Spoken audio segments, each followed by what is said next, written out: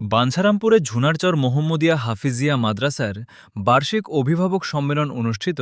আল আমিন শাহেদ, হোমনা প্রতিনিধি। ব্রাহ্মণবাড়িয়ার বাঞ্ছারামপুর উপজেলার ছলিমাবাদ ইউনিয়নের ঝুনারচর মোহাম্মদিয়া হাফিজিয়া মাদ্রাসা ও এতিমখানার উদ্যোগে বার্ষিক অভিভাবক ও আজীবন সদস্য সম্মেলন অনুষ্ঠিত হয়েছে শনিবার ১৬ মে।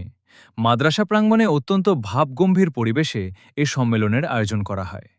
মাদ্রাসার পরিচালনা কমিটির সভাপতি মোহাম্মদ মোখলেসুর রহমানের সভাপতিত্বে অনুষ্ঠানে বিশেষ অতিথি হিসেবে উপস্থিত ছিলেন মাদ্রাসার সাধারণ সম্পাদক হাজী মাসুম পারভেজ জিতু। এতে স্বাগত বক্তব্য এবং মাদ্রাসার সার্বিক শিক্ষাক্রমের বিবরণ তুলে ধরেন প্রধান শিক্ষক মোহাম্মদ মাহমুদুর হাসান। অনুষ্ঠানটি সঞ্চালনা করেন প্রতিষ্ঠানের প্রচার সম্পাদক মোহাম্মদ মেহেদী হাসান মুন্সি। সম্মেলনে বক্তারা বলেন, শিশুদের শুধু কোরআনে হাফেজ করাই যথেষ্ট নয়, বরং তাদের আদর্শ নাগরিক ও সুসন্তান হিসেবে গড়ে তুলতে শিক্ষক, অভিভাবক ও আজীবন সদস্যদের সমন্বিত ভূমিকা পালন করতে হবে। বর্তমান যুগে সন্তানদের মোবাইল আসক্তি ও অপসংস্কৃতি থেকে দূরে রেখে দিনী পরিবেশে গড়ে তোলার জন্য অভিভাবকদের আরও বেশি সচেতন হতে হবে। একই সাথে বক্তারা মাদ্রাসার উন্নয়ন ও এতিমখানার সার্বিক ব্যবস্থাপনায় আজীবন সদস্যদের সহযোগিতা ও ভূমিকার ভূয়সী প্রশংসা করেন। অনুষ্ঠানে উপস্থিত অভিভাবক ও আজীবন সদস্যবৃন্দ মাদ্রাসার পড়াশোনার মান নিয়ে সন্তোষ প্রকাশ করেন এবং প্রতিষ্ঠানের ভবিষ্যৎ ও দ্বীনি শিক্ষার প্রসারে বিভিন্ন গুরুত্বপূর্ণ পরামর্শ তুলে ধরেন।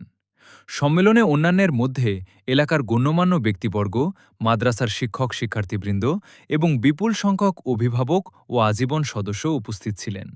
সবশেষে দেশ, জাতি, মাদ্রাসার সার্বিক মঙ্গল এবং মুসলিম উম্মাহর কল্যাণ কামনা করে বিশেষ দোয়া ও মোনাজাতের মাধ্যমে সম্মেলনের সমাপ্তি ঘটে।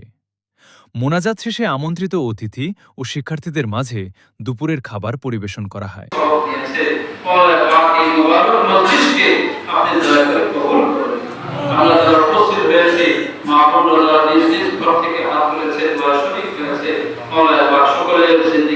সমস্ত গুনাহকে দয়া করে আপনি মাফ করে দিন।